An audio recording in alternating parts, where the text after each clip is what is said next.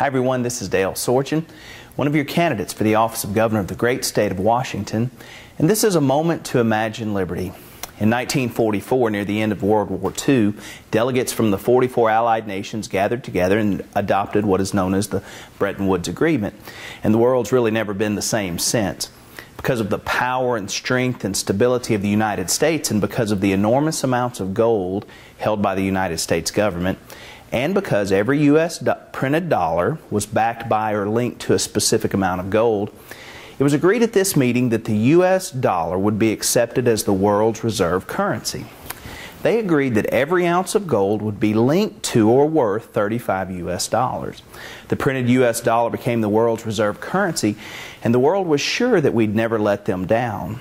The printed dollar was as good as gold. I know it's hard to believe, but somewhere along the way our government began to promise to do more for our people than it could really afford. So naturally it had to print more dollars to meet its promises and demands. It was debasement of the currency, and because it was a printed currency, it was on a scale that had never been seen before by the world up to this time. And now, because of the Bretton Woods Agreement, the inflated dollars could be printed and exported throughout the world to buy their goods and services.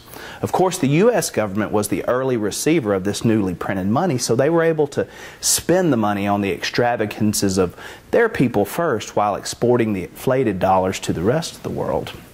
The simple economics tells us that if in 1944 there was a certain volume of printed dollars in circulation, and if that volume of dollars was pegged at $35 for an ounce of gold, if the volume of printed dollars increased, then the corresponding price of gold should also increase. But the peg had been set and the fix was in. The world, however, started to get wise to the trick being played on them, and they started to redeem their dollars for actual gold that was held by the U.S. government. From a strictly economic view, this was a shrewd move by those governments.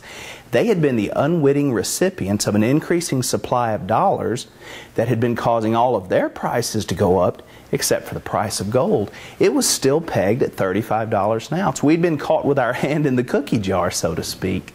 In a classic response, rather than getting our house in order and living within our own means, President Nixon in August of 1971 unilaterally removed the link between the printed dollar and the gold that was backing it, and terminated the convertibility of dollars into that gold.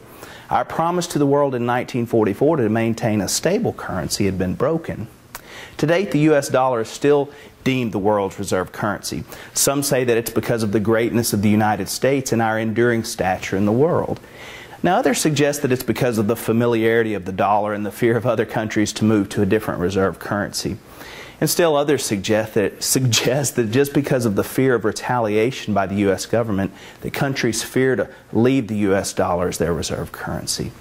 I may be wrong on this, and maybe the U.S. dollar will always remain the world's reserve currency for the rest of time, and we in the U.S. will be able to continue to reap the rich rewards of being able to print as much money as we need to or want to live the way we're accustomed to while we export the extra dollars to the other countries.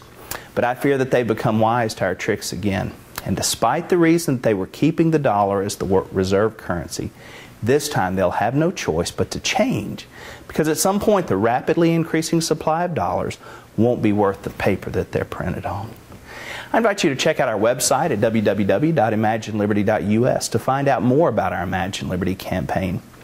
If you've already decided that you'd like to vote for an independent candidate, but you're just afraid that this election is just too important, despite the fact that they tell us that every year, then you're in luck, because one of the ruling political sides will have a candidate that's just right for you.